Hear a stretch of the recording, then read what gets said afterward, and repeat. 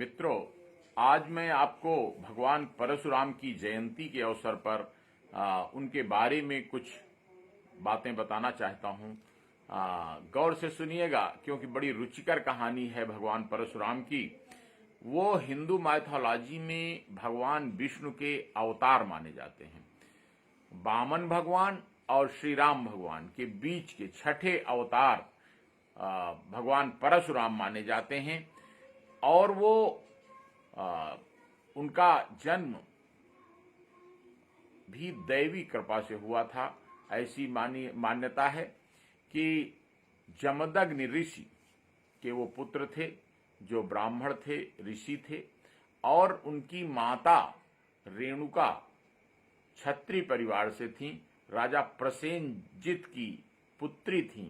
तो उनमें ब्राह्मण और क्षत्रिय दोनों का अंश था और कुछ दैवी कृपा से यह वरदान भी मिला था कि वो क्षत्रिय और ब्राह्मण दोनों के गुणों का समावेश उनके व्यक्तित्व में होगा।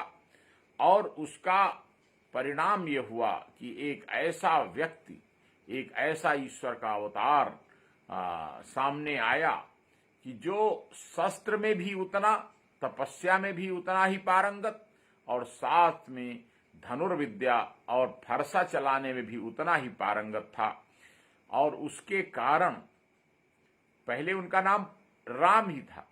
बाद में जब शिव जी की उन्होंने बहुत तपस्या की तो उससे प्रसन्न होकर एक परशु, जिसे लोक भाषा में फरसा कहते हैं, वो उन्होंने वरदान में दे दिया था। उसके कारण वो परशुराम कहलाने लगे थे।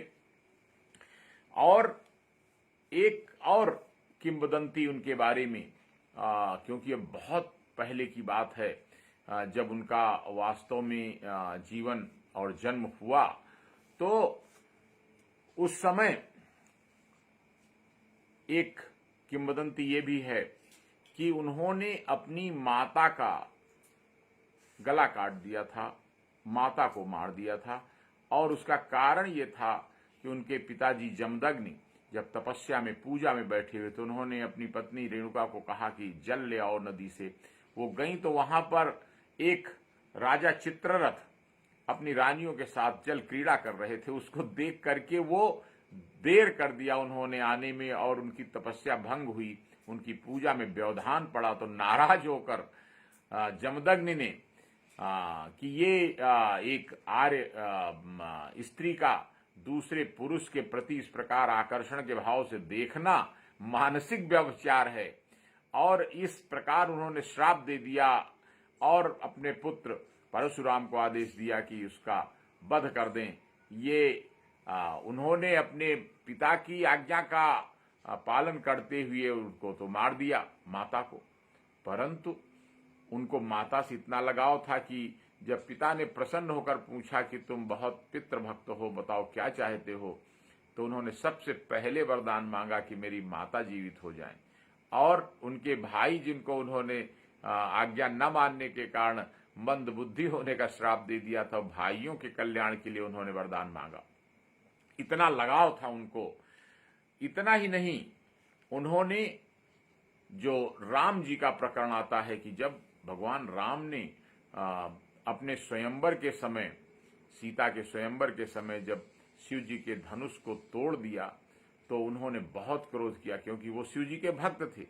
परंतु जैसे ही उनको ये महसूस हुआ, मालूम हुआ कि राम जी ने अपने सारंग धनुष से, जो विष्णु का धनुष था, उससे उन्होंने तीर चला दिया, जो कि साधारण व्यक्ति के लिए संभव ही नहीं था, तो उनको पहचान लिया भगवान परशुराम ने, ये भी तो विष्णु के ही अवतार हैं। तो उन्होंने उनको प्रणाम किया और उनको इतना ही नहीं, भगवान राम ने उनको अपना जो विष्णु जी का चक्र था वो उनको प्रदान कर दिया स्मृति चिन्ह के रूप में, और इस संदेश के साथ कि जब फिर से भगवान विष्णु का अवतार कृष्ण जी के रूप में होगा तो वो उस चक्र को भगवान कृष्ण को प्रदान करेंगे, जो उन्होंने संदीपन गुरु के आश्रम में जाकर प्रदान किया था।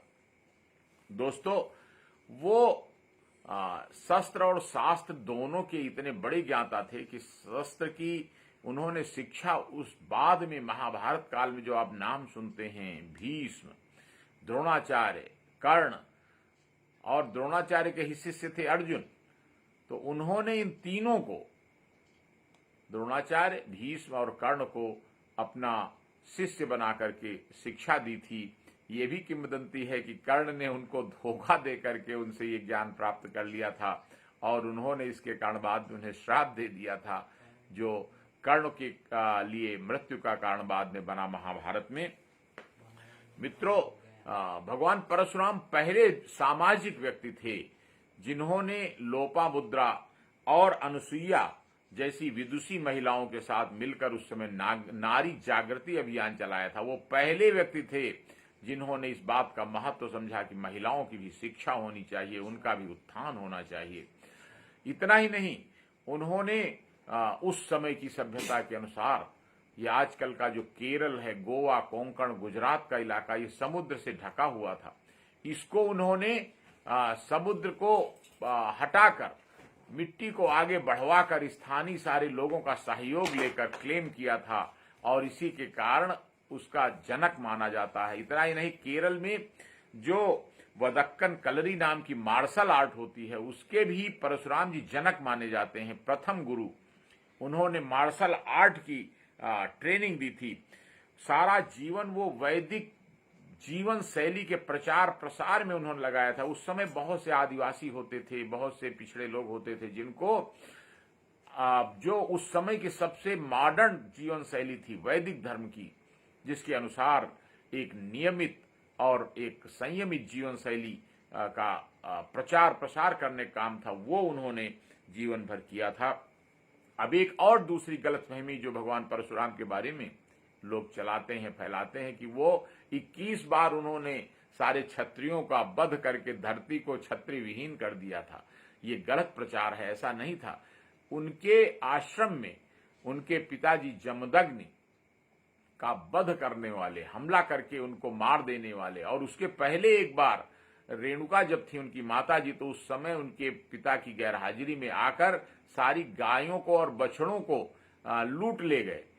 पड़ोस के महिष्मती नाम की नगरी थी जिसमें हैह वंश के राजा थे, और वो हैह वंश के राजा जो थे वो इसी प्रकार का काम करते थे, लुटेरे डाकू जैसा काम। और इस पर उन्होंने बदला लेने के लिए कि उनके कारण उनके पिताजी की मृत्यु हो गई जमदग्नि की, और माता रेणुका भी उसी के कारण सती हो गई, चिता में बैठ गई। और इस नाराजगी में उन्होंने उन डाकुओं का पूरा परिवार का नाश कर दिया था, वो भी किसी को लेकर नहीं, अकेले, वन मैन आर्मी। बहुत बड़ी प्रेरणा और दैवी कृपा भी सबके लिए संभव नहीं है कि अकेले फरसा और धनुष लेकर के उन्होंने पूरी महिष्मती नगरी के हैह वंशीय इन डाकुओं को समाप्त कर दिया।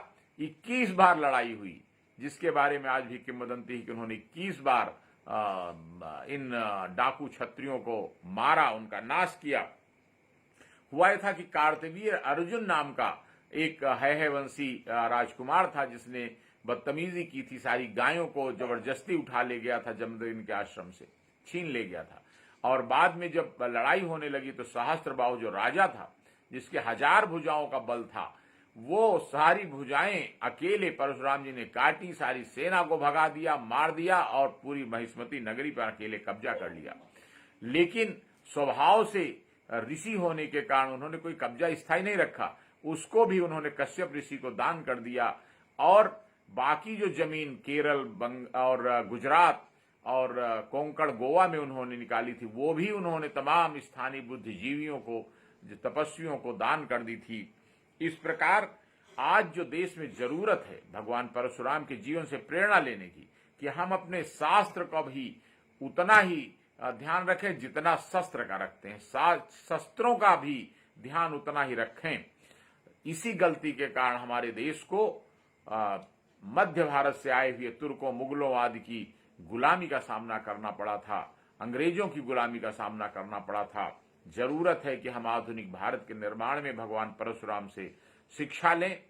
और वो महान मानववादी थे, तमाम उस समय के गरीबों, पिछड़ों, आदिवासियों सबका नेतृत्व करके उन्होंने जिस प्रकार से वैदिक जीवन शैली का प्रचार प्रसार किया था, उस तरह आज भी हम लोग आधुनिक भारत का निर्माण करें और भगवान परशुराम के जन्म दिवस के अवसर पर उनको सभी लोग मिलकर सच्चे मन से श्रद्धांजलि अर्पित करें और उनकी जो आत्मा आज भी सूक्ष्म शरीर के रूप में जीवित है उसको सच्चे मन से प्रणाम करें और ये कामना करें कि हमारे देश को मजबूत बनाएं और हमारे समाज को मजबूत बनाएं, आगे बढ़ाएं। धन्यवाद। जय परशुराम।